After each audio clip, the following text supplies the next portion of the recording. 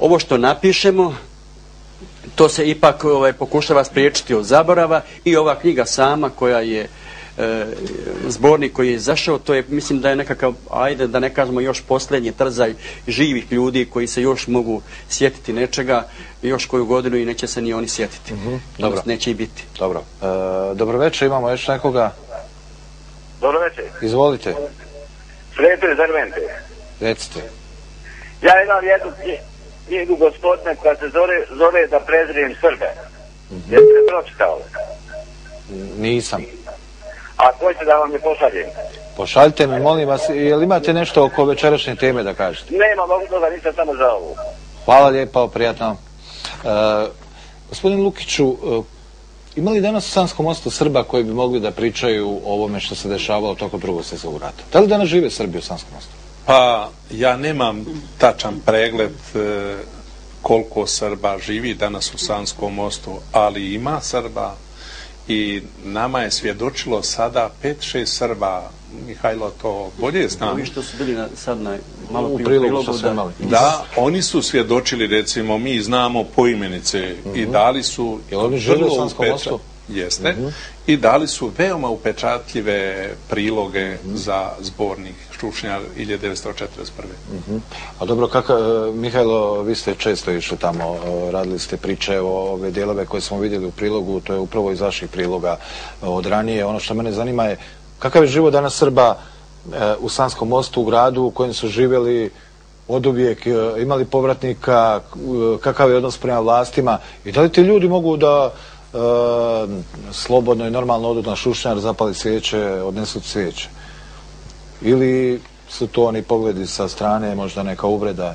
Pa riječ je uglavnom o starijim ljudima, dobi preko 40 i više godina i možda ljudima koji se nisu uspjeli snaći negdje drugdje, znači u svijetu.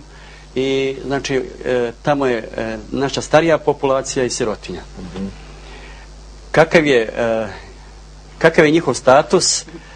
Pa kad odete negdje, recimo i kad pravite nekakvu priču o njima, oni počinju nemamo vode, nemamo struje, nema ovo, nema ono i to je sve. E sad, kako afirmisati onda povratak na takvu priču? Gotovo pa sva sela u Podrimečju su prazna, pokoja kuća, mislim da nema, veoma mali broj ljudi. I sad veoma zanimljivo, recimo, kad mi smo pravili jednu uporedbu, recimo, 1941. godine stradao je Bihać, stradao je Ključ, stradala je Krupa, Sanski Most, Livno. Gdje su sad ti gradovi? U Federaciji. E sad, nekakva logika mi daje za razmišljanje da to možda nije tad pripremano za nešto. Mada nisam protiv teorije zavjere, nekakve svjetske, ali nešto ipak ima. Dobro, gospođo Zorka, idete vi u Sanski Most? Ja idem u Sanski Most i uvijek sam tužna kad dođem tamo. Kad odem u Kruhare, više delića nema u Kruharima. Na srpskoj zemlji je napravljena džamija, to nikad nije ranije bilo. U Kruharima je bilo najviše Srba i Hrvata, a sada su napravili na srpskoj zemlji džamiju. Ne znam šta više. Koliko je... Mene je strah da se na Viktora Gutića što je izrekao onu groznu rečenicu će drmovi poželjeti Srba, ali Srba nigdje biti neće, da će se ostvariti u Sanskom Mostu.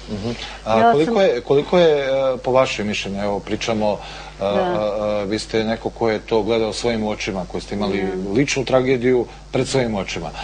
Koliko je po vama važna ta činjenica da se ta priča o Šušnjaru, o Sanskom Mostu zna i šire nego što evo mi ovdje pričamo, možda još poneko ko nas gleda i tako. Pa da vam kažem, to je nevjerovatno, ali 80. godine moj što me posvojio, on je došao iz Amerike i vjerovatno nije mogao da umre, a da mi ne kaže da je iz Zagreba došla ustaška satnija pod nazivom Ante Starčević i da je on predvodio kao ustaški satnik. Stacionirani su bili u Prijedoru i odlazili bi u Sanski Most, vršili pokolje, vraćali se nazad, tako da niko nije ni znao šta oni rade. Ali prvo su došli iz Zagreba i žandarmerijski vod i policijski i ustaški i sa domaćim ovim su se tamo udružili i vršili te pokolje.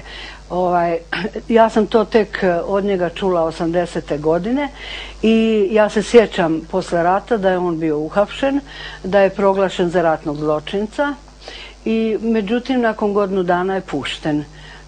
Kao u nedostatku dokaza pušten je na slobodu. A on je najodgovorniji za pokolj srpskog naroda na Šušnjaru. Meni je to strašno bilo jer on je mene posvojio, ja sam njega smatrala drugim ocem i to doživiti da sam ja siroče, da su i moji roditelji sve zbog njega stradali, a ja živim u takvoj porodici. Znači, vi ste ubicu svoga oca zvali ocem. Molim. Vi ste ubicu svoga oca zvali ocem.